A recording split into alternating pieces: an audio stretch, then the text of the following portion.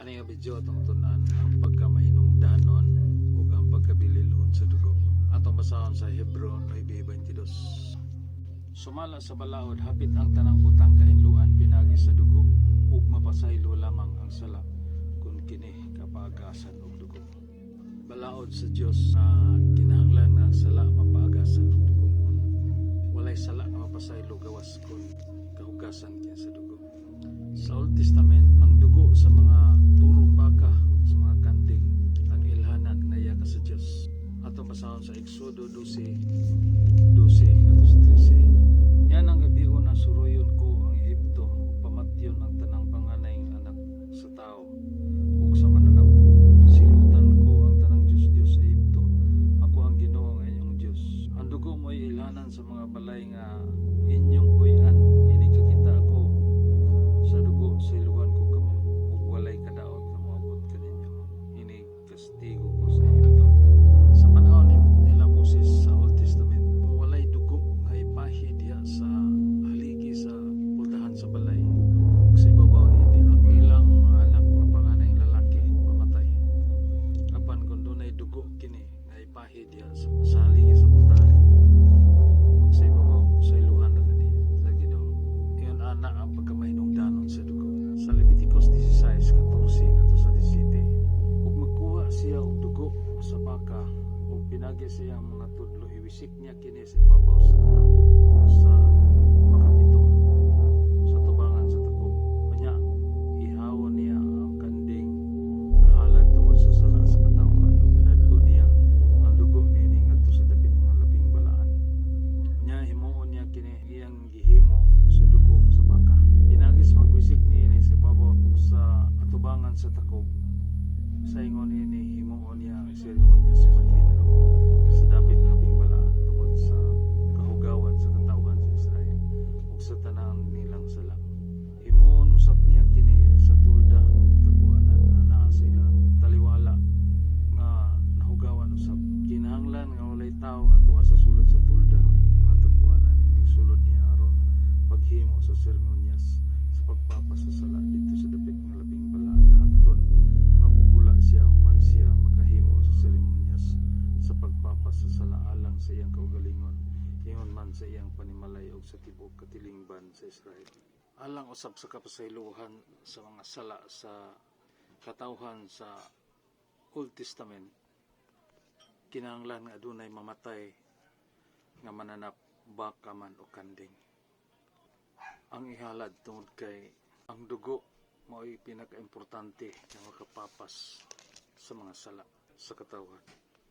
Sa New Testament, atong basahon sa Hebreo 7:18 ngadto sa 19. Busa ang karaang tulumanon gisalikway tungod kay huyang kini ug walay hinungdan. Kay ang balaod ni Moses dili makahingpit ug giilisan kini ug usa ka mas maayong paglaom diin pinaagi niini makaduol kita sa Dios.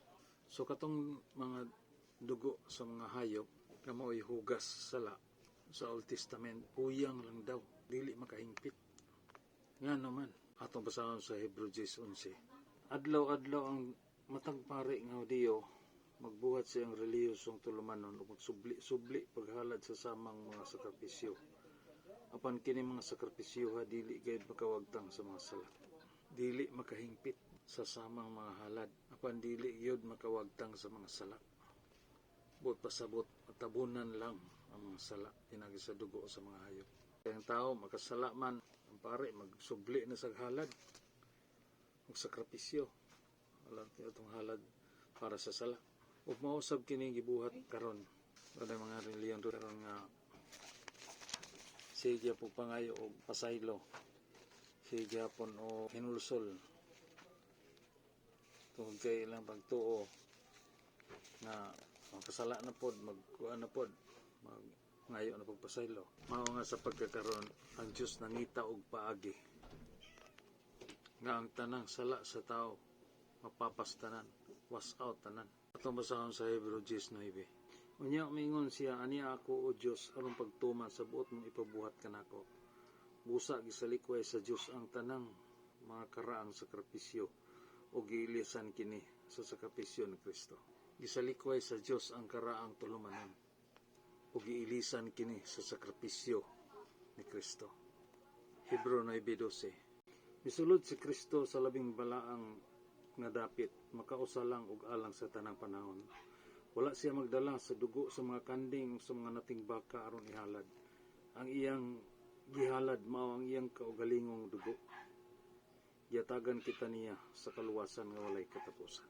Dili dugo sa mga mananap ang gidala ni Kristo, kundili iyang kaugalingong dugo, iyang gihalad aron kita kahatagan og kaluwasan nga walay katapusan.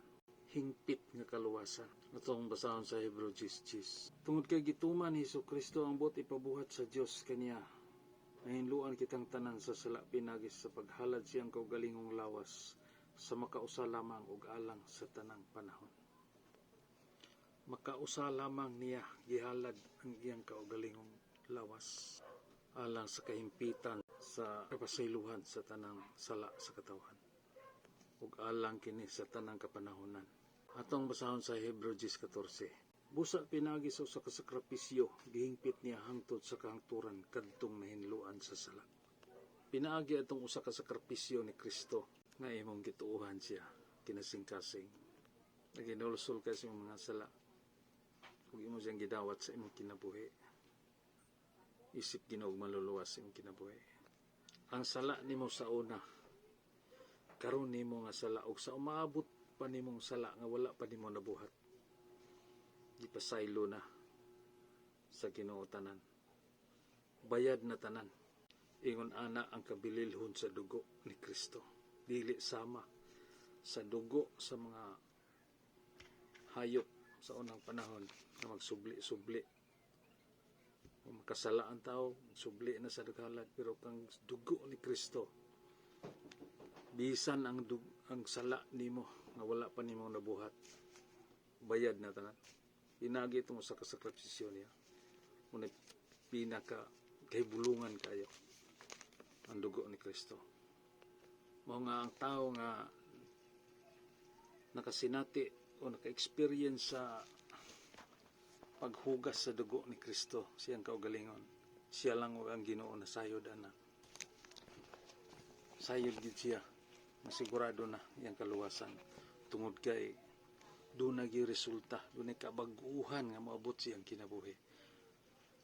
Sa nahiusa na si Kristo siyang kinabuhi. Munay giingon sa 2 Corinto 5:17. Si bisan kinsa ang nahiusa kang Kristo, bag-o na siyang binuhat. Ang daan miagi na, ang bag-o miabot na.